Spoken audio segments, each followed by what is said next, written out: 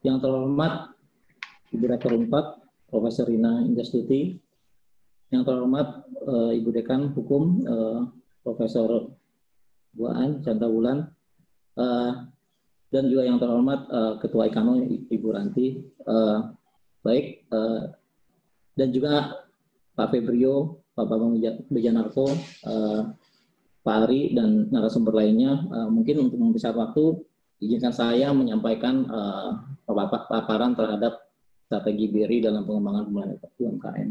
Mungkin dalam hal ini saya juga tidak hanya mewakili BRI perbankan, tapi juga izin saya juga satu alma mater alumni Unpad 93 Kementerian Ekonomi.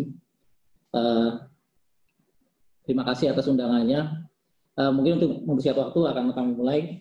Jadi memang seperti tadi sudah disampaikan narasumber sebelumnya, Pak Febrio, Pak Bambang, krisis kali ini memang sangat berbeda. Ya. Jadi kalau dulu UMKM relatif tahan di krisis 98-2008 dan mungkin krisis di 2015-2016, saat ini langsung terdampak ya namanya UMKM di Indonesia. BRI selaku bank yang fokus kepada UMKM, sejak awal Maret memang fokus kita selain juga di menjamin people first, kesehatan nggak cuma dari nasabah dan juga pekerja dan masyarakat, namun juga fokus kami bagaimana mendukung nasabah untuk survive ya, khususnya bertahan dalam krisis ini. Terlihat di sini juga seperti tadi sudah sampaikan, GDP kita minus 5% di Q2. Selanjutnya juga berikutnya setelah 3 bulan kami fokus untuk mendukung nasabah kita untuk survive, selanjutnya fokus kami membantu mendukung nasabah kita untuk recover. Kami sangat mengapresiasi langkah-langkah yang sudah dilakukan oleh pemerintah dengan banyak meluncurkan program PEN pemulihan ekonomi nasional dari sebelumnya melebarkan budget defisit. Dari OJK juga kami apresiasi dari aturan-aturan relaksasi khususnya untuk pass-through sangat membantu kami dalam mendukung nasabah kami untuk survive. Di sisi lain juga mendukung kami untuk mempertahankan aset kualitas aset. Dari sisi BI juga BI konsisten memberikan kebijakan moneter yang akomodatif ya. Dengan diturunkannya BI 7 Days Reverse Repo cukup agresif 200 basis point selama setahun.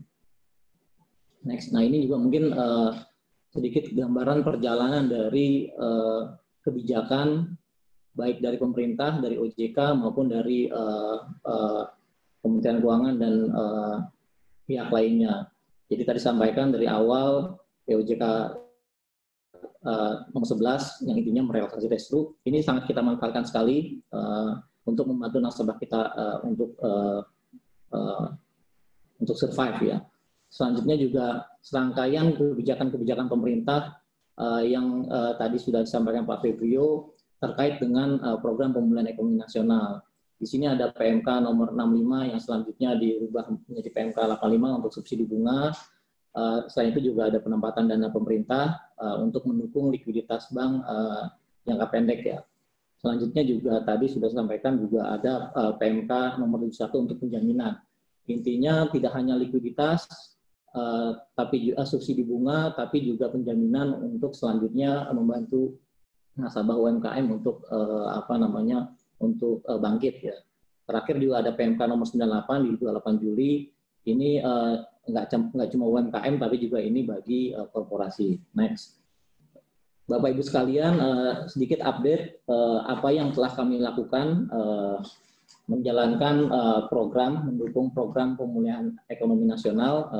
Tadi sudah saya sampaikan, salah satunya fokus pertama kita adalah membantu nasabah kita untuk survive dalam kondisi saat ini.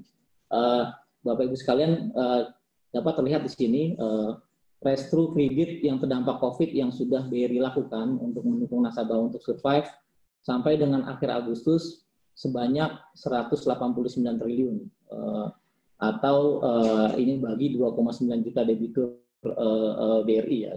Jadi sebagai informasi kita memiliki debitur kurang lebih 11 juta.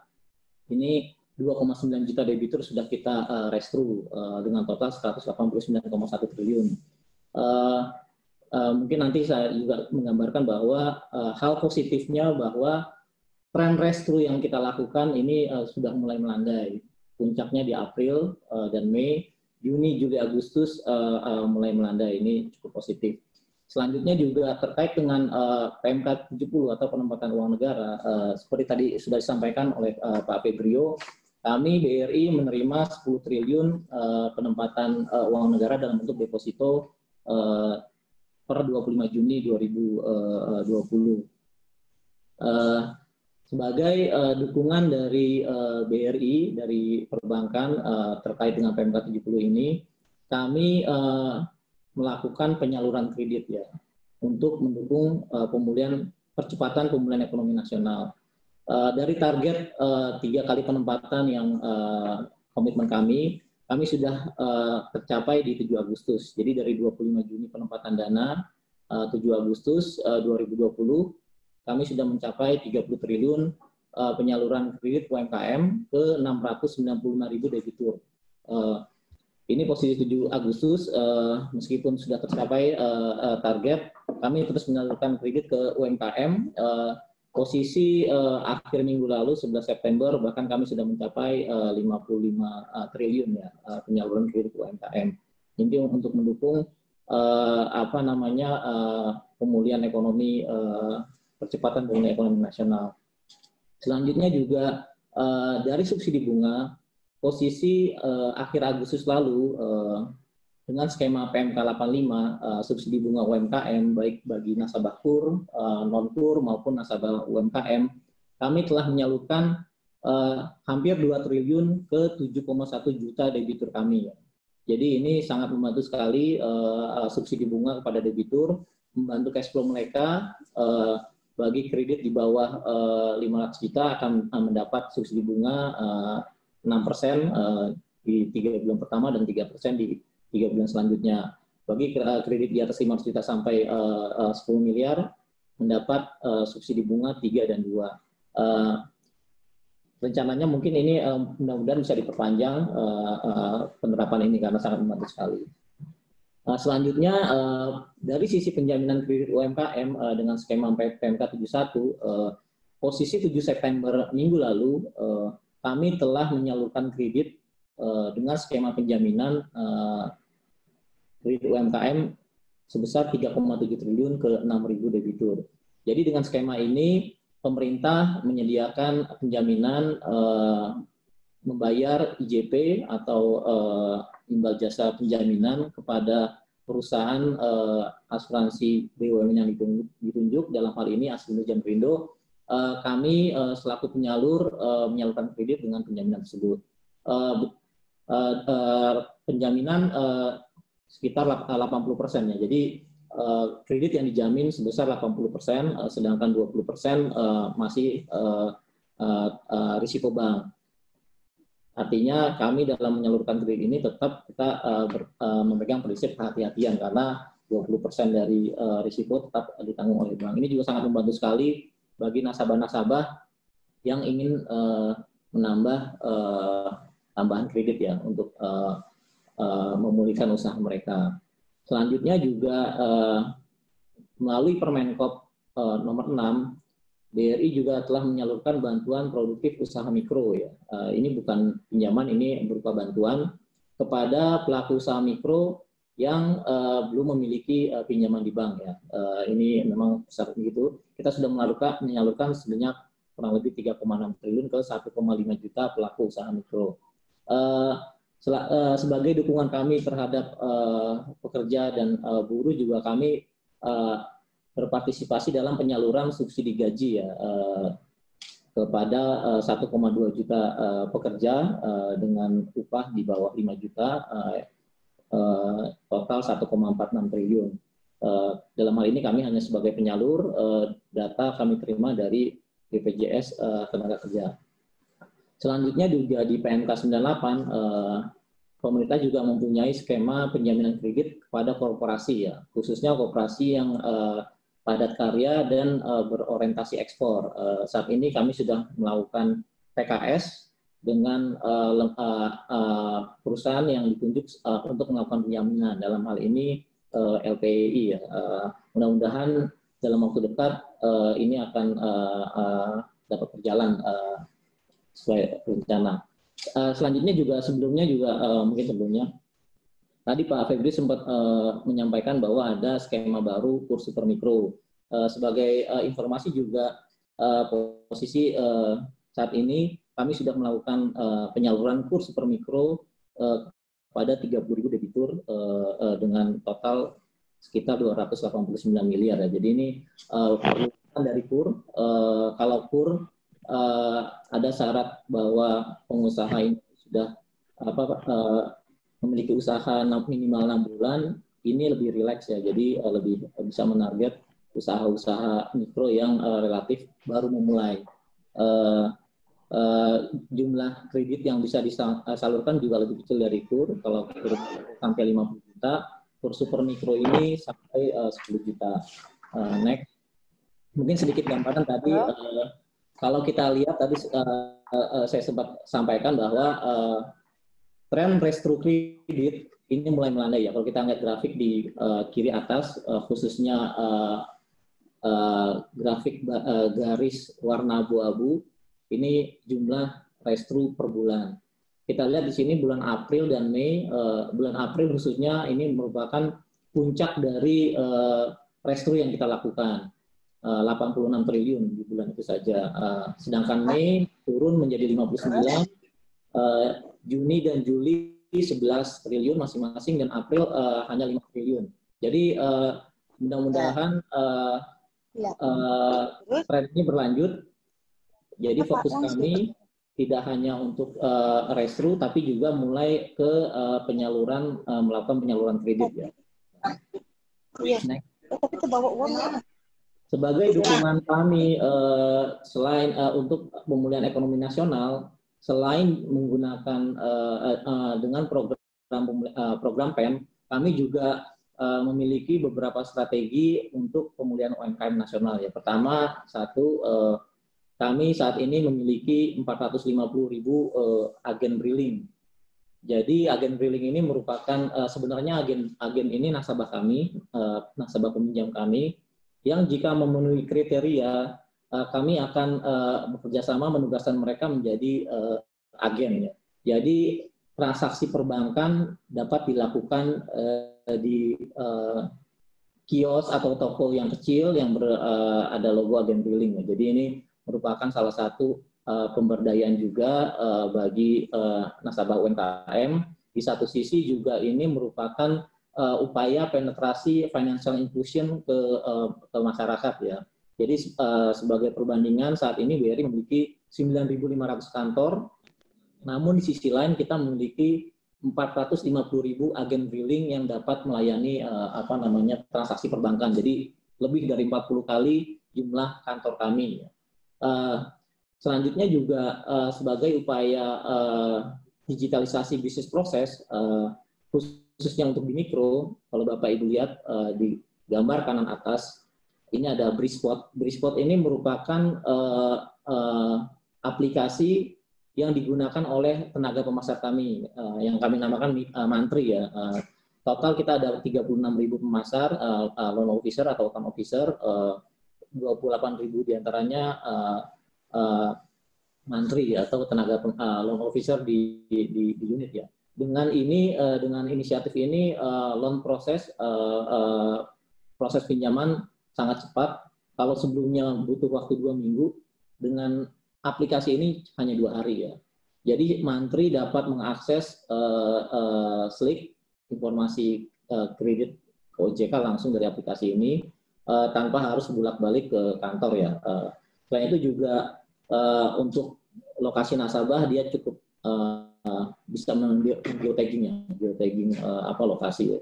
Ini sangat cepat sekali. Selanjutnya juga bagian upaya dari kami membantu UMKM dengan adanya PSBB ini membatasi pergerakan orang, makanya kami memiliki inisiatif meluncurkan simple web pasar, kita namakan pasar.id. Saat ini sudah digunakan di lebih dari 4.000 pasar tradisional ya. Jadi ini sangat membantu sekali menghubungkan antara pembeli dan penjual. Selain itu juga kita memiliki dari mobile banking. Selain juga kita meng-create produk khusus untuk membantu nasabah untuk pulih ya dengan bersih bangkit dan KMK tangguh. Next. Berikutnya mungkin ini sedikit gambaran mengenai inisiatif digital kami. Tadi dengan agen billing 400.000 kami tidak perlu lagi buka kantor, malah kami memberdayakan pelaku UMKM ya untuk melakukan dapat melayani transaksi perbankan. Kami memiliki skema fee income sharing scheme. Jadi setiap fee yang kami dapat kita bagi 50-50. 50 untuk agen, 50 untuk BRI. Jadi ini sangat efisien sekali. Selanjutnya juga kami terus mencoba meng-create digital payment ecosystem. Di sini contohnya ada Brimola. Brimola ini aplikasi untuk pangkalan gas 3 kg. Ini juga ada Bristore. Bristore ini juga membantu nasabah untuk memanage inventory mereka. Ini juga ada Junior Smart. Junior Smart ini aplikasi gratis ya yang kami sediakan untuk sekolah-sekolah ya. Khususnya pada saat ini sangat membantu sekali ya. Selain itu juga kami terus mengeksplor bisnis model baru dengan digital loan product. Tentunya inisiatif ini sangat mendukung sekali dalam kondisi pandemi. Kami terus mencoba mengakselerasi inisiatif-inisiatif digital kami ya. Nah ini contoh dengan Brispot, seorang mantri bisa melakukan proses pinjaman melalui handphone sangat cepat sekali, memotong waktu proses 14 hari dan 2 hari. Ini juga mengurangi jumlah pertemuan dengan nasabah ya. Ini sangat tepat sekali pada saat kondisi saat ini. Next. Pak Ahmad. Ya. Ahmad, maaf, waktu Bapak tinggal 4 menit lagi ya Pak. Oh iya, baik. Nah ini sedikit mengenai web pasar atau pasar.id. Dengan web pasar ini kita menyediakan website yang dapat digunakan oleh semua. Bapak Ibu bisa coba masuk ke pasar.id, masuk ke traditional market terdekat, pasar tradisional terdekat. Nanti di sana ada barang-barang kebutuhan, jenis barang kebutuhan. Tinggal diklik aja nanti komunikasi bisa langsung melalui WhatsApp ya. Nanti transaksi bisa menggunakan transfer, bisa menggunakan mobile banking ataupun cash ya. Barang akan dikirim oleh kurir di masing-masing pasar tradisional. Kembali lagi ini sangat membantu sekali dalam kondisi saat ini, membantu nasabah kami untuk survive ya. Next. Nah ini juga gambaran mengenai tadi Briling. Yang saat ini kita sudah memiliki lebih dari 400.000 agen ya. Jadi kalau dianalogikan ini seperti Gojek driver kami ya. Jadi kami bekerja sama dengan nasabah kami untuk melakukan transaksi perbankan. Ini bisa melakukan pembayaran, transfer, membeli pulsa, juga bisa dapat dilakukan pembayaran transaksi e-commerce. Ini membantu orang yang nggak punya rekening bank tapi mau belanja online e-commerce, bayarnya bisa di sini. Nanti e-commerce-nya Tokopedia atau Bukalapak tinggal memberikan virtual account. Ini sebagai gambaran volume transaksi di gambar grafik kiri bawah sampai dengan Juni 375 triliun rupiah transaksi melalui 430.000 agen kami. Nah, sebelah kanan ini juga fee based income yang sudah di-generate, dihasilkan dari Briling 478 miliar. Ini kita split 50-50, artinya 478 miliar buat BRI, 478 miliar juga bagi agen kami ya. Jadi ini sangat cocok sekali. Dengan ini nasabah nggak perlu jauh-jauh untuk transaksi perbankan, nggak perlu ke kantor kami, nggak perlu ke ATM kami, cukup ke toko atau kios terdekat yang ada logo agen Briling. Karena pada prakteknya walaupun mereka punya handphone atau punya smartphone, tapi untuk melakukan transaksi perbankan sebagian masih belum terlalu percaya dengan smartphone ya, atau jadi mereka lebih masih senang mengunjungi untuk melakukan transaksi perbankan. Ini juga agen Briling bisa melakukan referral simpanan. Sejauh ini kita sudah mendapatkan 70.000 nasabah baru, nasabah simpanan baru yang di-refer dari agen, dan 60.000 nasabah pinjaman baru yang di-refer oleh agen. Kami juga memberikan fee setiap aplikasi pinjaman yang di-approve ya. Semua proses pinjaman tetap dilakukan oleh account officer kami.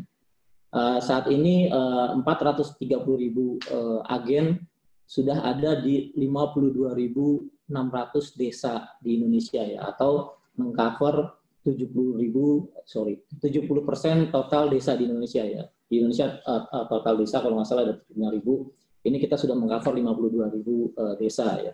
Jadi masih ada sekitar 20.000 lagi yang kita belum ada agen. Next. Nah, ini Bapak Ibu sekalian, kami juga melakukan survei terhadap evaluasi penyaluran kredit dalam rangka pemulihan ekonomi nasional. Dari survei bahwa dampak pandemi terhadap kondisi debitur, pertama paling banyak tentunya dirasakan debitur dengan menurunnya permintaan, sehingga otomatis akan berdampak pada penurunan pendapatan. Sementara dampak positif yang dirasakan debitur, meningkatnya permintaan produk yang didukung oleh penjualan secara online. Jadi tadi masih sejalan ya dengan Bu Rektor ya. Terus juga upaya yang dilakukan nasabah, pada umumnya adalah menambah modal, meningkatkan penggunaan bahan baku dan efisiensi biaya, dan memperluas pemasarannya. Jadi upaya yang dilakukan dalam kondisi pandemi. Dampak dan penggunaan kredit UMKM sendiri sebesar 82%, nasabah merasakan dampak positif atas kredit yang diberikan. Sektor akomodasi dan mamin adalah yang berdampak positif terbesar 85%, dan sebagian besar penggunaan kredit untuk digunakan untuk operasional bisnis. Dari sisi daya tahan penggunaan kredit, 42 responden menilai kredit yang diberikan mampu untuk bertahan sampai dengan 1 tahun dari waktu pencairan. Itu mungkin dari hasil survei kepada debitur kami.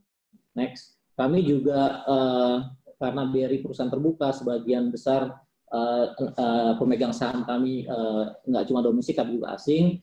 Kami juga terus berupaya mengkomunikasikan penanganan COVID di Indonesia, termasuk program-program dari pemerintah, baik dari Kementerian Keuangan, kementerian lainnya, OJK maupun BI. Ini ada contoh 3 positif opinion dari analis-analis yang mengcover BRI. Ini contoh dari UBS, the worst is over for BRI, given government have and evidence of improving post-lockdown activity. Jadi government sangat mensupport sekali untuk kondisi saat ini. Yang selanjutnya, the impact from COVID loan restructuring is largely behind us. Ini sejalan ya, bahwa restructuring kita sudah tren peak-nya mudah-mudahan sudah berlalu ya. Loan trend flattening, ini dari Morgan Stanley. Terakhir juga dari Credit Suisse, government program is good for BRI database and national importance in the futures ya. Jadi nggak cuma bagi BRI, dan secara nasional ini sangat baik sekali, terutama dari database. Mungkin itu dari kami. Terima kasih. Kami kembalikan ke Ibu Fitri, moderator.